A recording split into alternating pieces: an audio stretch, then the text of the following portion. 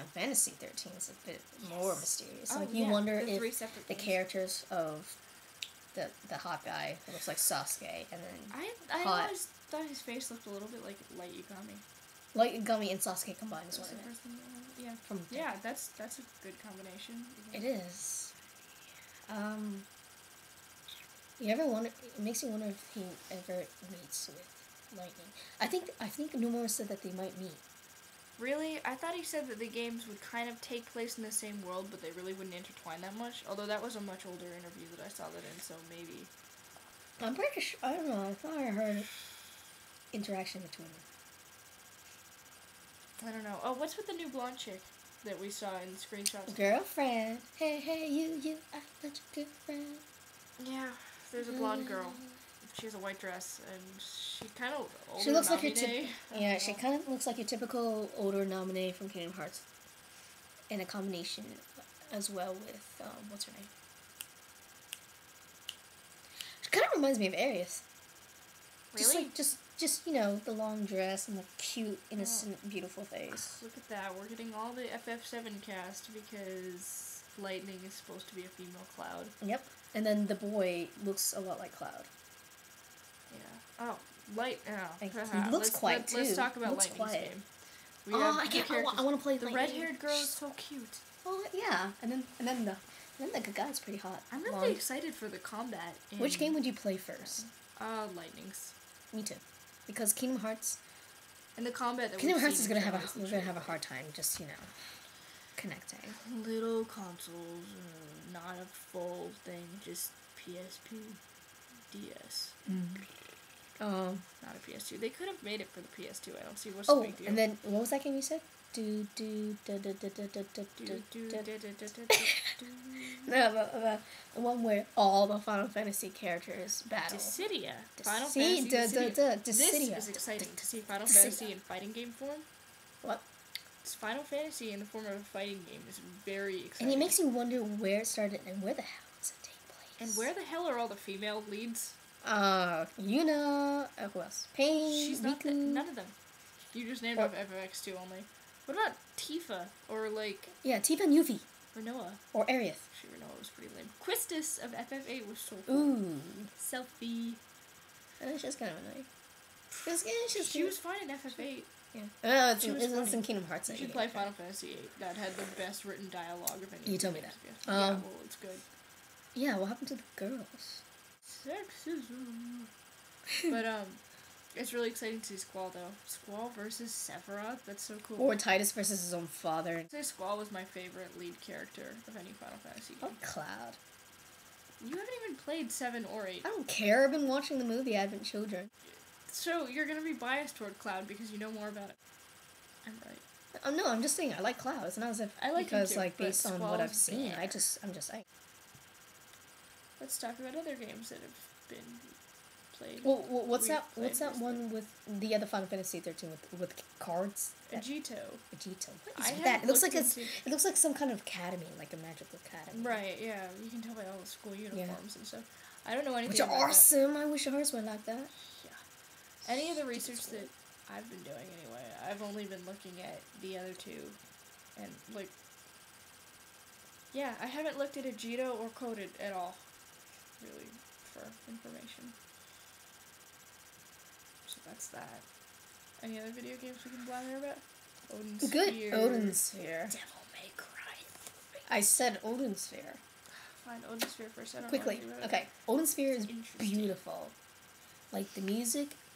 The characters, the dialogue's a little, Shakespeare and everything, but you get used to it, and you kind of like it, because, it adds a lot to the theme of the whole, what do you call them?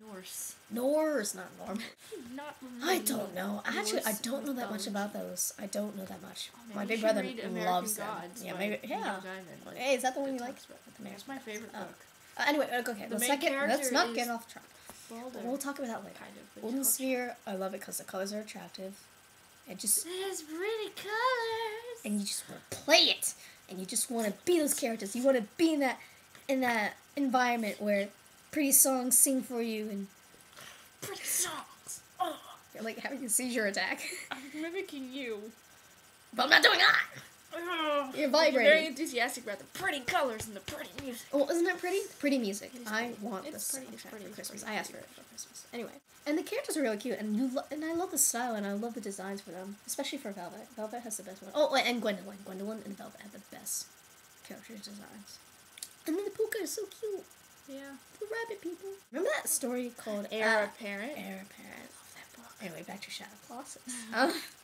Shadow Colossus is one of those games you will not find in a long time. Like, it's just a different game. The environment is very beautiful. The graphics may not be good, but they're really good far, far away.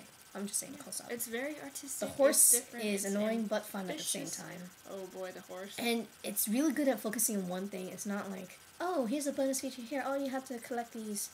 Oh, you have to beat these enemies in order to... Oh my god, but I love the whole idea of, like, just trying to find them, and you're trying to get used to how to defeat them, and the whole use their body parts, which are made of earth, rocks. That's really cool. It's the most creative thing I've ever come across in games and stuff, and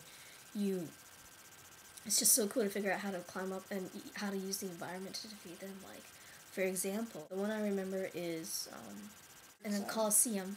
There's a big Titan thingy, some bull thingy, and in order to use the environment, I had to find a way to climb up it, all the way up, so I could stab its head, because that's like the final blow technically. Mm-hmm. And in order to climb up, I had to climb on this certain level of this lovely floor, and I had to draw him toward me, make him stomp his foot because he's pissed all the time. That's pretty cool. Let's talk about Devil May Cry. And when he stomps, and if I'm in the right place at the right time, he stomps on the plate of the floor that I'm standing on and sends the floor up, and that allows me to climb up and ascend all the way above his head.